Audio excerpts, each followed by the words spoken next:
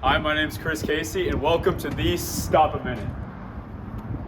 Founded in the early 1980s, Stop-A-Minit originated as a general convenience store in the upstate, and throughout a few different decades, they eventually expanded into what is now known as one of the greatest chains in the entire upstate when it comes to convenience stores and gas production.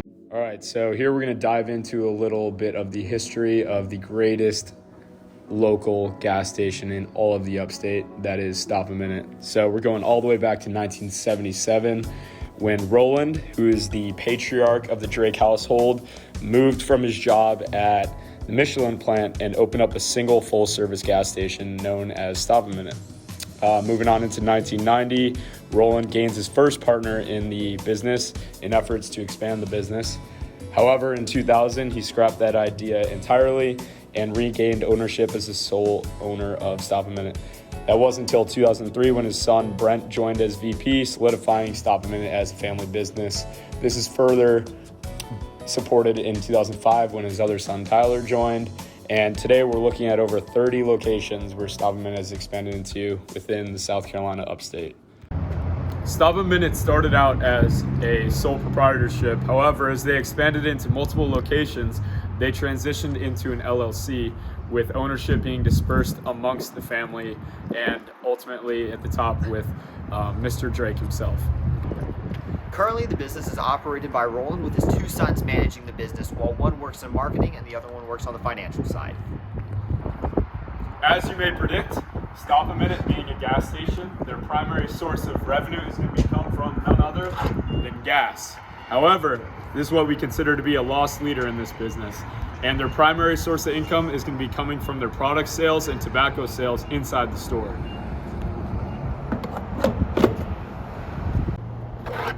So, now I'm going to talk a little bit about the Drake family and what they're all about.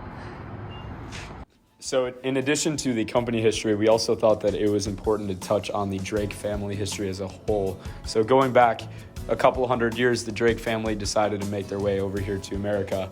And for the past 4 generations, they have been settled here in the upstate of South Carolina. Roland, who's the founder and the father of Stop-A-Minit, still sits as president of the company.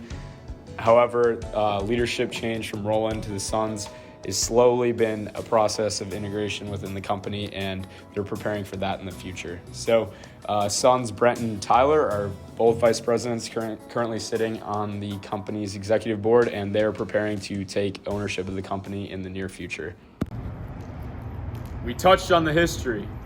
Now, let's get to the future. This is the future. Electric vehicles, which pose a huge threat to gas stations all over the world, especially in the upstate of South Carolina. You see, all we see driving around is diesel trucks, gas engines, but no, people are heading towards electric vehicles. And Stop-A-Minit and other gas stations like it need to make a transition to having EV charging stations at their convenience stores. The reason that the future is favoring electric vehicles is because of the environment and what gas is doing to the environment. In fact, the government is now incentivizing more electric vehicles to be on the roads. The gas is bad for the air, the pollution, we've all heard about it, and now the government wants us to move more and more closer to electric vehicles. Let's talk about more political factors. Not only do we have the government pushing towards electric vehicles, but we also have crude oil, which is what makes gas and diesel. And it is used on the world stage as a trading piece between countries and to make deals between different countries. There are a lot of political decisions that get made that affect the gas price, which ultimately leads to higher prices, lower prices, more people driving, less people driving, and will lead to fluctuation in demand for gasoline. These price changes also pose an economic challenge too. As prices go up, demand for gas goes down and people stop visiting gas stations, or they carpool with friends. Whatever they're doing, they're not coming into the store to buy all the things that make gas stations money. The same can also be true for when gas is cheap. More people are coming around. There's just a lot of volatility in the market that make the economy of a gas station a little tough to predict. All right, biggest thing, as we just discussed, is getting people into the store. So these days, people want an experience. That's what it's all about. It's about, hey, what can make me feel the greatest? So what needs to happen is there needs to be different ways to get people into the store that's not just, hey, we got cigarettes. It's gotta be nice and clean. It's gotta be that family environment. It's gotta be something that people want to actually come to. Although the Drake family does not have a mission statement of their own, we took it upon us to make one for them.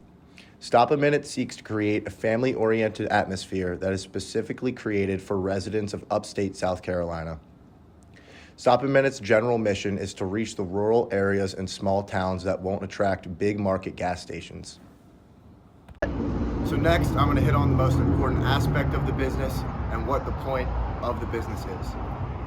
The point of the Stop-A-Minit chain is to offer food, tobacco, and lottery tickets. Certain locations also have delis and car washes. The most important aspect of Stop-A-Minit is to provide a small town market with quality gas, food, and snacks. Now, with Stop-A-Minit being a family business, there are some unique challenges that come along with it. Let's dive into them. Time is running out and we need to find a plan fast.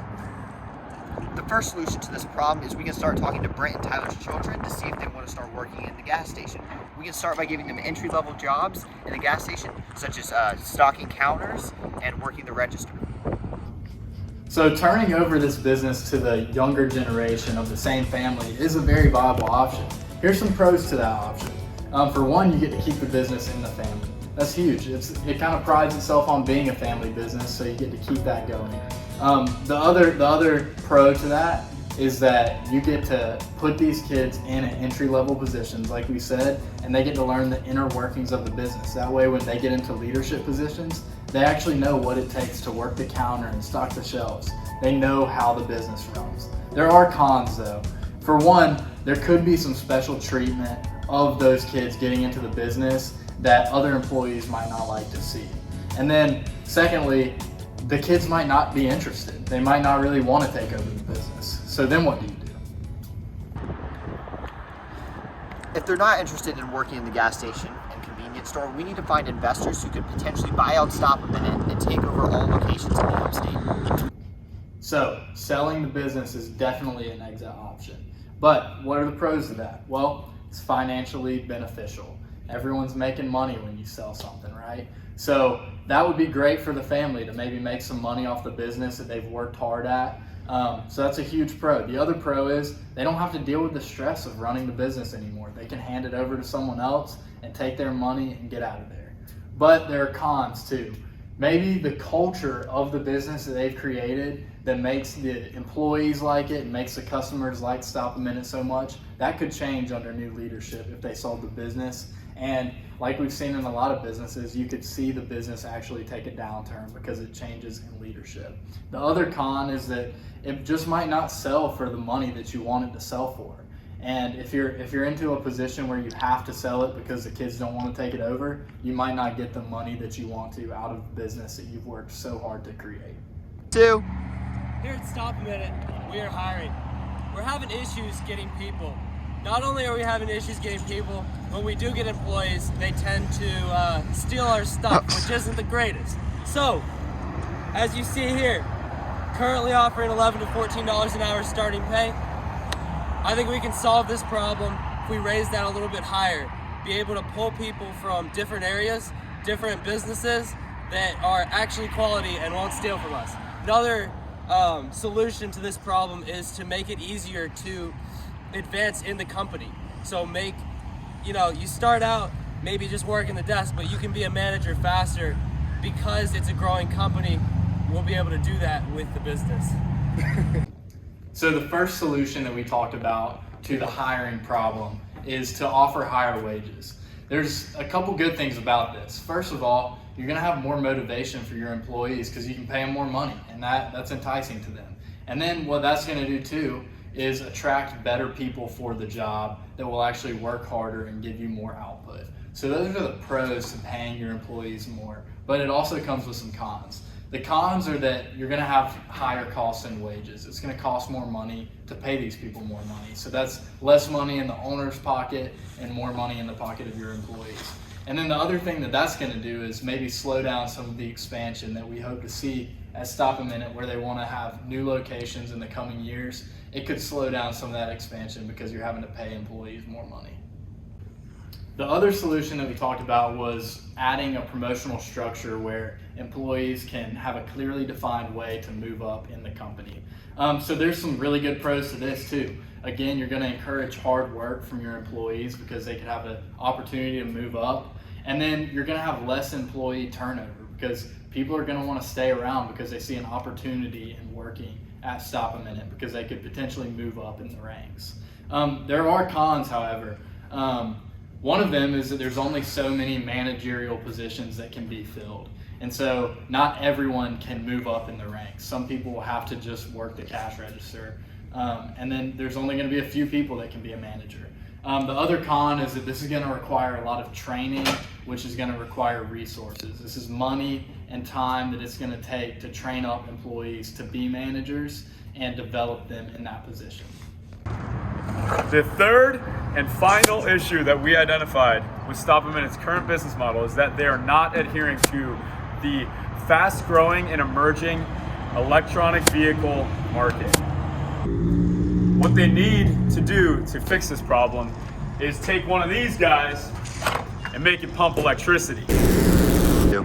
Since gas is what we call a lost leader, like I said earlier, having electronic stations would bring people into the store to buy products, buy tobacco, buy alcohol, the lottery tickets, the real stuff that's making us all the dough.